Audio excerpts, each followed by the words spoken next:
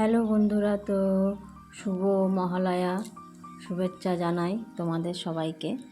তো দেখো, তো আজকে মহালয়া, তো আমাদের এই পাড়ার মন্দিরে তো ভোগ রান্না হয়। এমনি অমাবস্যাতে, প্রতি অমাবস্যাতেই হয়। তো মহালয়া পড়েছে যেহেতু, তো একটু বেশি ভোগ টোগ করা হচ্ছে।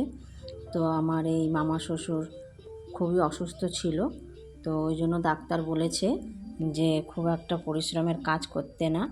তাই বললো বৌমা একটু ভোগটা করে দেবে। তো আমি বললাম ঠিক আছে, করে দেব। তাই স্নান টান সেরে চলে এলাম। তো দেখো, তোমরা পুরো ভিডিওটাই দেখতে থাকো। তো এই দিদিরা সব তরকারি টরকারি কেটে দিচ্ছে, কিন্তু ভোগটা তো সবাই করতে পারবে না।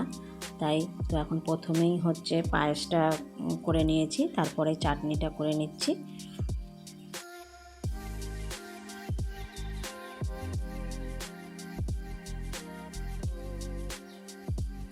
তো দেখো, চাটনি হয়ে গেছে, এখন এই খিচুড়িটা বসিয়ে দেবো। তো মামা এমনি দূর থেকে আমাকে একটু হেল্প করে দিচ্ছে।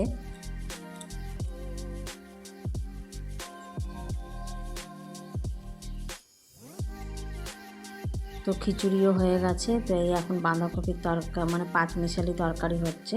তরকারিটা হয়ে গেলেই ভোগ রান্না কমপ্লিট হয়ে যাবে, তারপরে সন্ধ্যাবেলা হচ্ছে পুজো শুরু হয়ে যাবে। তো এখন হচ্ছে 5:30 বাজতে যায়, তো প্রায় হয়েই এসেছে। তো দেখো, তরকারিও হয়ে গেছে। তো তোমাদের যদি ভিডিওটা ভালো লেগে থাকে তাহলে বন্ধুরা একটা সাবস্ক্রাইব করে দিও। আর আজকের মতন এখানে ব্লগটি শেষ করছি।